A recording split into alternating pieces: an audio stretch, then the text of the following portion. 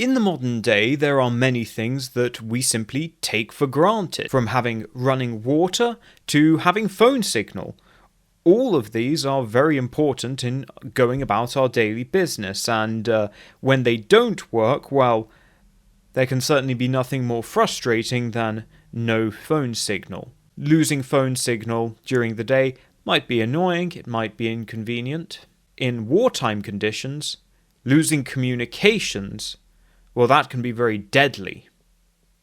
Hello everyone, this is Venom Geek Media here, and today, well, I'm going to be covering a starship, the last starship of the Wolf 359 Kitbashes. We've gone through all the various Wolf 359 ships, all but one. You see, it's perhaps the most unusual design with a role that is not initially particularly evident.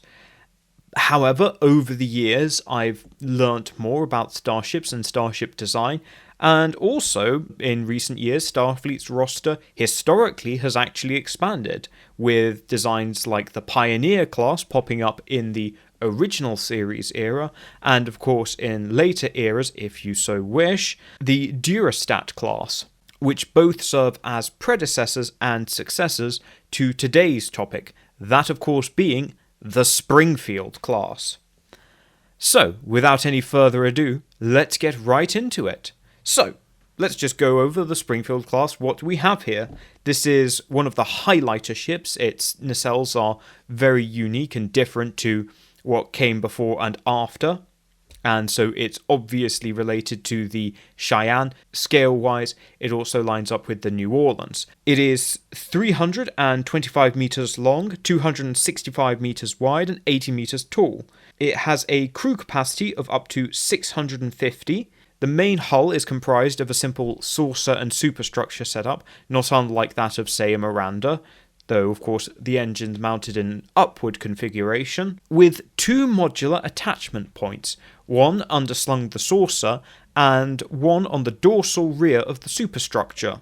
And this is perhaps one of the most interesting parts of the design.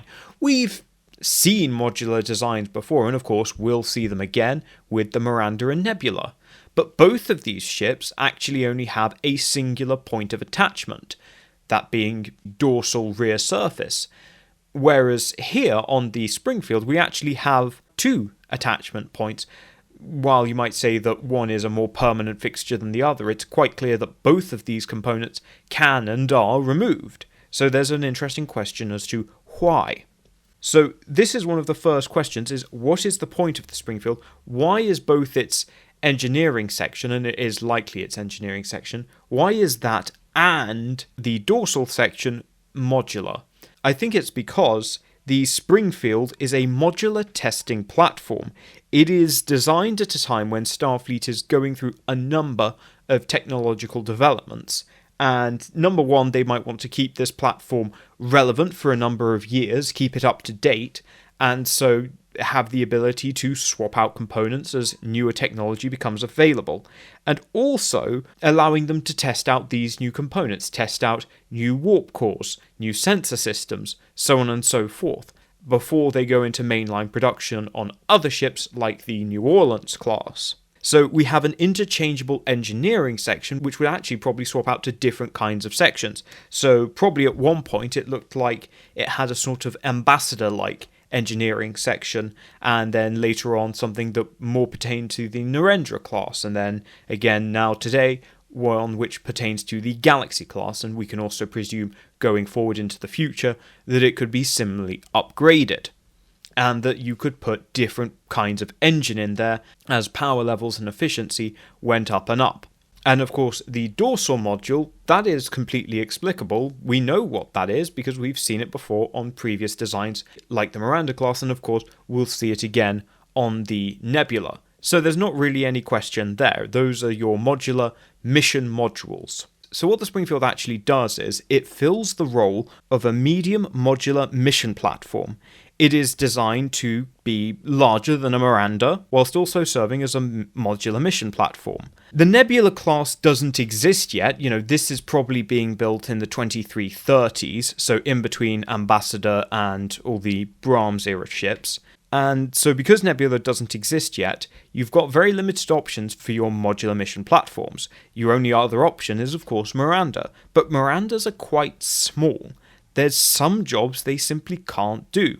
Sometimes there is no substitute for size and power. And so that's where the Springfield comes in. On the basic form of the Springfield, it looks like the module it's actually got equipped is a shuttle bay. I don't necessarily know if that's correct. Most people are just simply interpreting, because if you look at the actual original Kitbash, well, it could be anything back there because it's just very clearly some rough plastic attachment points. It makes sense as a shuttle bay, and it certainly would give it good shuttle capacity. The ship is relatively small, and there wouldn't be much room for shuttles elsewhere. That being said, that dorsal pod also has a strange shroud shape to it. So it could be an awful lot of things. It doesn't just have to be a shuttle bay, but that's what people have sort of interpreted. But it could be anything. We could have a sensor dome in that, much like we see on the Phoenix variant of the Nebula class. It could be a cargo module, long-range telescopes similar to what we see on the Saratoga class, and communication modules not dissimilar to what we would see on the Soyuz class. Now, you might raise the question that surely this kind of idea of a medium modular mission platform is going to clash with the California class, which I have previously stated likely was built in this time period. You look at the engines, you look at the overall structure of the ship. Yes, it's quite possible. Partially it depends upon the size of the California class. So guess what? We've got another scale video coming your way, because the scale of the California class is a complete mess, as you can well imagine. For the purposes of this video, I'm going to assume that the California class is in fact smaller. So why did Starfleet build this? Why did Starfleet build this at this time? Well, because if you take something like the California, it's there to do kind of bits and bobs. Whereas the Springfield here, because of that modular capability, this is far more capable of doing specialist tasks and doing sort of large-scale tasks. As tech improves, you also want to update your infrastructure. This goes to things like your communication systems. As subspace communications get faster, you probably have to upgrade your relays so that they can carry those signals. And you think about how vast those networks are. That's a big job. That is a very, very, very big job. And you actually have to bring the things with you. California class might be good for that, or you might need something more substantial. And that's kind of the point, I think, of the Springfield class, is that it is there to do these jobs, which are emerging in the 24th century as Starfleet and the Federation is going through this technological revolution in the 24th century. All of this legacy hardware from the 23rd century either needs upgrading or replacing. So I think that was probably the original mission of the Springfield class. Now, as a tactical asset, the Springfield class is actually quite interesting. It has 8 phaser arrays and 2 forward torpedo tubes either side of the main engineering pod. It's certainly well defended in terms of phaser coverage. It's not getting outflanked, that's for damn sure. It is a very good phaser platform, but bearing in mind, of course, we are now in the days of burst-fire torpedo launchers. Presumably these are things that definitely exist on the Ambassador class. We can presume that they exist on the New Orleans class, and we'll see even more of them used on the Narendra class. So in this time period, burst-fire torpedo launchers are becoming more and more common, and they're gaining in capacity and sophistication. So having just 2 single-shot torpedo launchers, at this point it's not particularly special. However, one thing it does have going for it in a tactical setting is that it is a relatively agile ship, simply because it is powered by 2 impulse drivers either side of the saucer section, and because of its overall sort of modular construction, it is a lot lighter than most of its contemporaries. Certainly it's a lot lighter than the Ambassador. Overall, it's probably on par with the Cheyenne class in terms of speed. Put all of this together, and we see that the Springfield basically serves the role of a patrol/light cruiser. I wouldn't say that it's a frigate, even though it does fall within the size range of a frigate, because it doesn't have that universality. It's a specialist, not a generalist. So, of course, the Springfield would enter service in the 2330s and would spend its career improving Federation infrastructure. It was also then tested in the Cardassian Border Wars and was present at pretty much all the major engagements. Now you're going to ask why. Why was this ship that was, initially just seemed to serve a sort of support role, why was it used in the Cardassian Border Wars? Well, partially, of course, it's simply the technological advantage of the Federation. The Springfield Class is just easily a generation ahead of anything that the Cardassians have. There's nothing really the Cardassians can throw at it that will be able to threaten it one-on-one. And it's light and mobile, so it's got the ability to control engagements very well. It's also very modifiable, with the ability to install various modules for different specialist missions, and it's very compatible with different components, because, as I say, it's meant to be an intergenerational ship. It's designed to be compatible with that which is already existent and that which is still being developed. And this actually illuminates us as to why the Brahms ships wouldn't be deployed in the Cardassian Border Wars, because of the issue of spare parts and maintenance. The Brahms ships, when the Cardassian Wars is actually going, are very new ships, they're very high-tech ships, they're very top-of-the-line ships, so there's not a huge supply in terms of spare parts or facilities capable of providing them with maintenance. And they're going to be very, very difficult to maintain on the frontier. These are very, very big, very complicated, very high-tech ships that are still really shaking out all the kinks. And, of course, thirdly, they're very big targets. Whereas you look at the Springfield Class, and a Cardassian officer is not really going to get a huge amount of kudos for killing one of those, even if they are very difficult to actually kill. The other thing is that the Springfield Class had a card up its sleeve. While it wasn't a particularly effective direct combatant, because of these mission modules, it allowed the Springfield Class to serve numerous roles, including early warning and electronic jamming. This was very, very handy because, of course, often these kind of things, you don't even know that it's happening. The Cardassians didn't even know that they had been seen, or they didn't know that they were being jammed, and that was why their torpedoes were missing. Things like that. It has a passive effect that ultimately turns the battle in the Federation's favour, and just only further sort of compounds the technological advantage of the Federation, and also then helps make the older Federation ships like the Excelsior and the Miranda, which do have Cardassian ships that can threaten them, it makes them more viable, because you then have these ships that are able to give them heads up, give them warnings, and use electronic warfare to impede their enemy attacks. And of course, generally, most of the time, the Cardassians aren't paying it any mind, because there's a bigger, juicier target to go after anyway. And even if they do try to go after it, of course, it's still going to have the advantage. After the Cardassian Border War, it would continue in Starfleet service and see action in the Dominion War.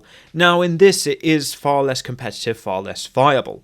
It is definitely not willing to take on frontline combat as it was in the Cardassian Border War, and indeed, if it is caught out, it is relatively vulnerable. But it still saw a lot of use in support wings, because it served as electronic warfare or counter-electronic warfare, which is very important because you have two things here. You can improve the long-range targeting of various ships, so your support wings, which are using torpedoes or lance phasers, they are going to operate at their best when firing from furthest away. The closer they have to get, the more exposed they are, the more at risk they are. The other thing is, of course, keeping communications clear. And this is really, really, really important in the Dominion War because of the size of fleets that are being used. When you're operating in a relatively small group of ships, losing communications is bad, but it's probably not a disaster, because you can probably just observe what your allies are doing, you can observe what your wingmen are doing, and you can adjust your tactics accordingly to help support them. Whereas when we're talking about a fleet of hundreds of ships, well, apart from anything else, it's going to be, lines of approach, lines of fire, maneuvering, making sure that the channels stay clear, and coordinating different overarching strategies and tactics. If you can't do that because of jamming, you're buggered. You are really, really buggered. And then actually the initiative goes down to, again, those smaller units, because you've basically got a fleet of complete strangers who can't really coordinate without open communications, while you in your small units of relatively small ships, squadrons of Jem'Hadar fighters, you're going to be able to work out what you're doing pretty easily. The advantage is going to swing your way. And so when dealing with the scale of warfare in the Dominion War, electronic warfare becomes all the more essential. And it really was critical to the Federation war effort. Certainly an unsung hero. So then, what's going to happen to the Springfield in this post-war world? Well, it will likely continue in service, again because of its upgradability, but I wouldn't be surprised if we saw this particular role, particularly in the tactical sense, being replaced by ships like the Lunar Class, and maybe the Durastat if you really want that. So I could definitely see it being upgraded, but probably not lasting into the 25th century, but I wouldn't be surprised if we continue to see it in the post-war Starfleet, because ultimately it does serve a useful role. So just some final thoughts. The Springfield is a key piece of the pre-TNG era. It tells us a lot about what Starfleet of this time period looked like as a medium modular multi-mission platform. It is kind of a Swiss Army knife for Starfleet. And really, when you look at the fleet of that time period, that fleet of the golden era, it becomes all the more essential because really the fleet of that time period largely comprises, as I've said previously, your legacy carryovers, which are various states of spaceworthy. You've got your experimental ships, your cutting-edge experimental ships, like the Cheyenne class, which are great, but, they're a bit flashy. And then you've got your big headlining starships, your Ambassador class and Excelsior class ships, which are just, they get all the attention, while it is in fact ships like the Springfield class, which are really likely carrying most of the burden and carrying out most of the duties of Starfleet as an actually capable, modern, multi-mission modular platform. The Springfield class, as it turns out, is the unsung hero of 2 wars, and really, it's quite lucky for Starfleet that they had it to begin with, as it filled a very critical capability gap. So I suppose what we can take away from the Springfield class is that despite all evidence to the contrary, someone, somewhere in Starfleet procurement in the golden era, someone was actually doing their job. Thank you all for watching. Leave your thoughts in the comments below. What do you think of the Springfield class? Which is your favourite of these Wolf 359 ships? What would you say the job of the Springfield should be comparative to something like the California? Let me know in the comments below, and I will see you all in the next video. Thank you to my members for supporting the channel. My glorious Navarks, Tully DT, and Sean Farrell. My ever-dutiful commanders, Philip Tye, Birdmonster, Jeff Hallam, Mark Philippe, Robert Kahn Strider, David Reeves, Rella, Gabe Logan, Adam Bowman, Nicholas Walsh, Martin McConville, JC Tech Wizard, Alcaradri Mur, Gloom Cookie, Der Monarch, and Tin Alt. And I salute my Centurions, Pendlebury, Marcus Hall, Julian Arnott, Freedom Trooper, Occultatum Questo, John Nicole, Athie's Collection, Tobias Klein, Bird of Play D3, Khan the Skektal Overlord, David Jackson, Andy Clark, Quentin King, Shipmaster, Valetra Petra Siren, Japhany Hughes, Ian Hands, Rogel Dom, Terran Emperor, Stephen Ross, and Tom Mosley. And I thank all my loyal sub-lieutenants. Thank you for supporting the channel, and I will see you all in the next video.